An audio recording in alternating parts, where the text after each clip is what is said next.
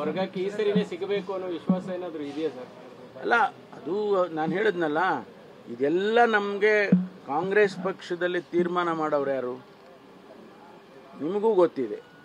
ಯಾರೋ ನಾವು ಇಲ್ಲಿ ಕೂತ್ಕೊಂಡು ಕರ್ನಾಟಕದಲ್ಲಿ 4 ಜನ ಹೇಳಿದರೆ ಆಗೋದಿಲ್ಲ. ಹೈಕಮಾಂಡ್ನವರು ವಿಶ್ಲೇಷಣೆ ಮಾಡ್ತಾರೆ. ಈಗ ಬಿಹಾರದ ಎಲೆಕ್ಷನ್ ನಡೀತಾ ಇದೆ. ಎಲೆಕ್ಷನ್ ಆದಮೇಲೆ ಬಹುಶಃ ಇದಕ್ಕೇನಾದರೂ ಅಂಥ ಅವಶ್ಯಕತೆ ಇದ್ದರೆ ಅವರೇ ಮಾಡ್ತಾರೆ. ಶಿವಕುಮಾರ್ ನವೆಂಬರ್ 11ಕ್ಕೆ ಡೆಲ್ಲಿಗೆ ಹೋಗ್ತಾ ಇದ್ದಾರೆ ಸರ್. ರಾಹುಲ್ ಗಾಂಧಿ ಭೇಟಿಗೆ ಸಮಯ ಕೇಳಿದ್ದಾರೆ. ಸಿಎಂ ಕೂಡ 15ಕ್ಕೆ ಹೋಗ್ತಾ ಇದ್ದಾರೆ. ಏನೋ ಒಂದು ತೀರ್ಮಾನ ಆಗ್ಬೋದು ಸರ್ ಈ ಚರ್ಚೆಗಳು? ಡಿ.ಕೆ. ಶಿವಕುಮಾರ್ ಅವ್ರ ಬಗ್ಗೆ ಹೇಳೋದಕ್ಕೆ ನನಗೆ ಸಾಮರ್ಥ್ಯ ಇಲ್ಲ. ಅವರು ನಮ್ಮ ನಾಯಕರಿದ್ದಾರೆ, ಅವರು ನಮ್ಮ ಅಧ್ಯಕ್ಷರಿದ್ದಾರೆ ಮತ್ತು ಸಮರ್ಥರಿದ್ದಾರೆ. ಶಿವಕುಮಾರ್ ಅವರಿಗೆ ಕಂಪೇರ್ ಮಾಡೋದಕ್ಕೆ ಯಾರಿದ್ದಾರೆ? ಈಗ ಅಷ್ಟು ಅವರು ಸಾಮರ್ಥ್ಯ ಇದೆ. ಅದ್ರ ಬಗ್ಗೆ ನಾವು ಹೇಳೋವಂಥದ್ದಲ್ಲ. ಹೈಕಮಾಂಡ್ನವ್ರ ತೀರ್ಮಾನ ಅಂತಿಮವಾಗಿ ಆದಾಗ ನಾವೆಲ್ಲ ಅದನ್ನು ಹೈಕಮಾಂಡಿನ ಏನೇ ತೀರ್ಮಾನ ಆದರೂ ಒಪ್ಕೊಳ್ಳೋದಕ್ಕೆ ನಾವು ತಯಾರಿದ್ದೀವಿ.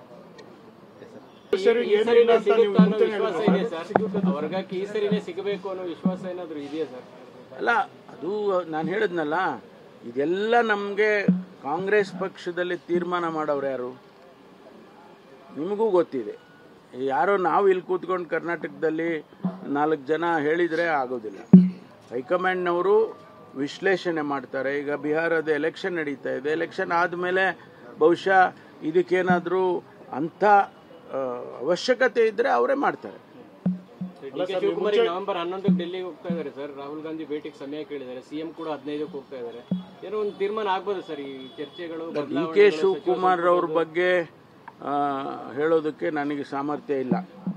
ಅವರು ನಮ್ಮ ನಾಯಕರಿದ್ದಾರೆ, ಅವರು ನಮ್ಮ ಅಧ್ಯಕ್ಷರಿದ್ದಾರೆ ಮತ್ತು ಸಮರ್ಥರಿದ್ದಾರೆ. ಶಿವಕುಮಾರ್ ಅವರಿಗೆ ಕಂಪೇರ್ ಮಾಡೋದಕ್ಕೆ ಯಾರಿದ್ದಾರೆ? ಈಗ ಅಷ್ಟು ಅವರು ಸಾಮರ್ಥ್ಯ ಇದೆ.